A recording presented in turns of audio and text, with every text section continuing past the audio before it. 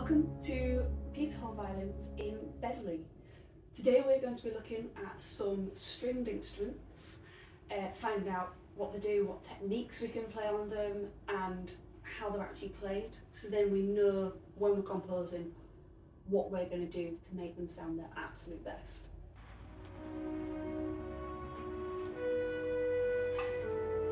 So, first of all, we have the violin, probably the most well-known of the stringed group. This is my violin. You get them in all shapes and sizes. This one's German from about mid-Victorian, about 1850.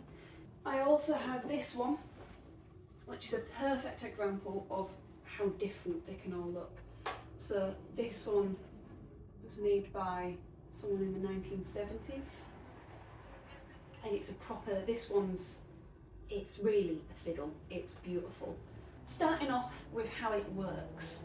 We have a box, and over that box we have strung 4 strings. These ones are made out of metal. You can also get them where they're traditionally made out of gut.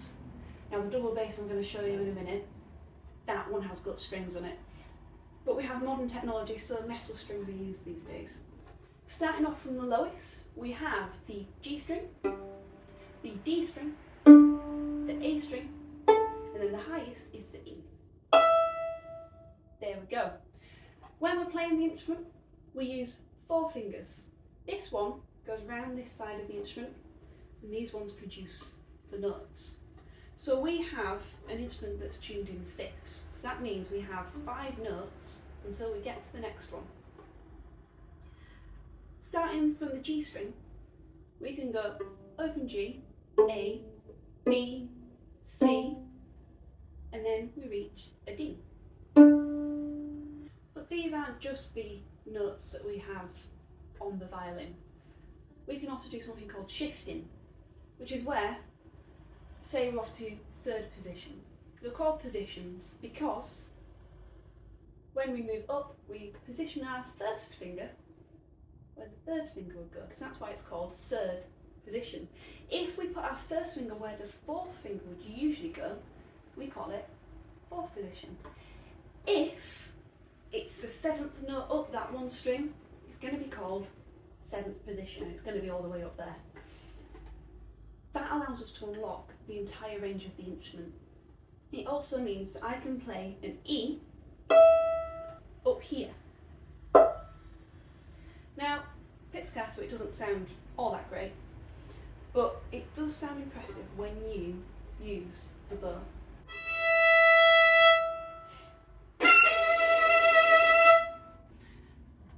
That is where the sound comes from. As we play these strings, they vibrate like that. The sound travels from the string through the bridge into the box, and then comes out of the instrument via the F holes, and it's projected outwards. Up here is where we tune it. It's called the scroll. Twist these, it changes the pitch. And as far as playing comfort is concerned, we have the chin rest, which is where I put my chin, with the shoulder rest, which makes up that gap there. So I can pop it under my chin and go with no hands.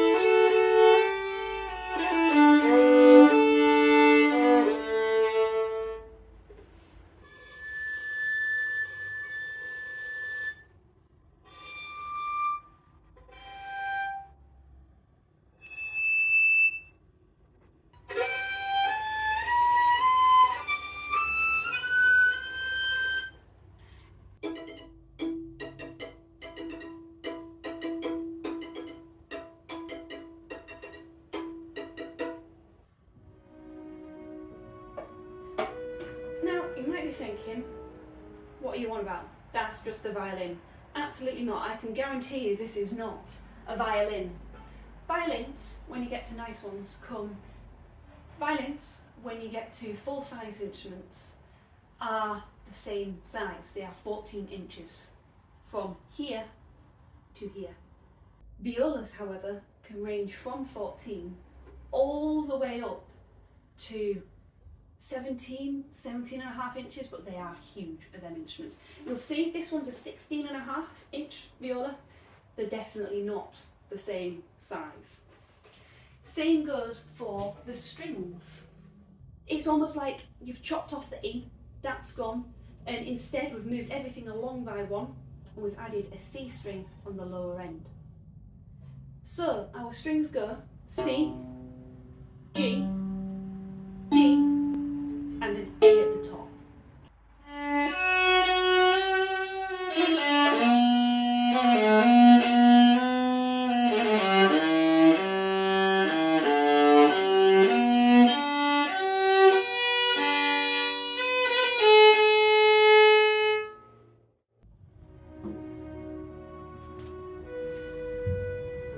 The next instrument of the strings section is the cello.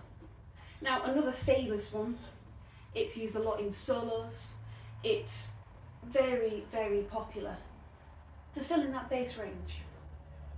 You can get a beautiful tone out of the instrument because of this large body. It's got the same strings as the viola. It's got a C on the bottom, it's got a G, it's got a D, and it's got an A. It's also got all of the same fittings as the violin and the viola. You've got your fingerboard, pegs for tuning, bridge, tailpiece. You'll notice the bow is shorter, it's more stocky, and we've got more hair because these strings are thicker. So we need more hair and more of them little hooks talked about earlier to move the string because the string is thicker, heavier. With the violin and the viola, you'll often see violinists and violists swapping between them interchangeably, because once you've learned how they read on the music between alto and treble clef, and once you've learned the size of your viola, you can switch fairly easily because they are very similarly played, because they are very similar to play. The cello, however, this is a different beast altogether. All of the techniques that I've told you about on the other instruments, they are possible on the cello. You have harmonics, you have all of the left-hand picks and all of these other techniques. But just bear in mind that some of them might be a little bit more difficult on a bigger instrument. So we're going to have one of the fantastic cellists at the Northern Film Orchestra to play a little demonstration on the cello so you know just what it sounds like.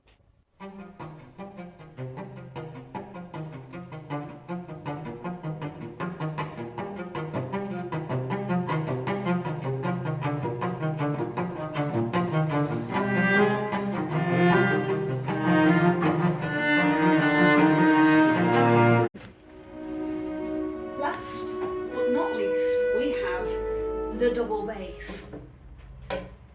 This instrument is huge.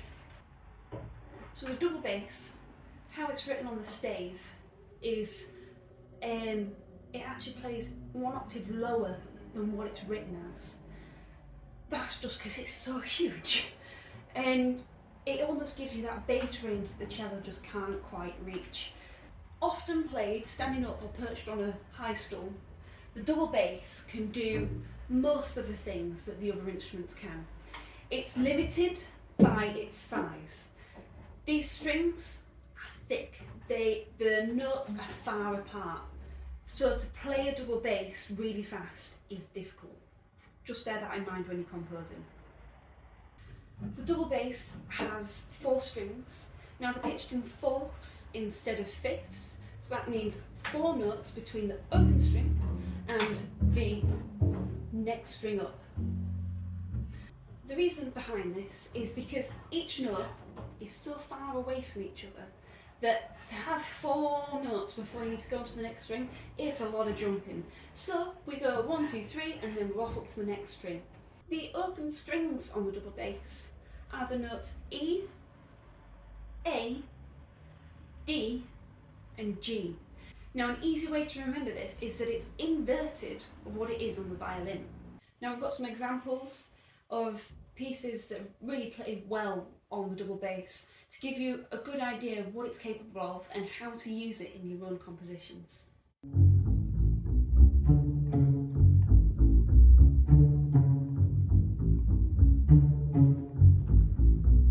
And that's everything. Obviously there are so many more techniques that we can go through, but there's just that many that we can't cram it all into one video. If you have any questions or anything like that, the internet is full of resources.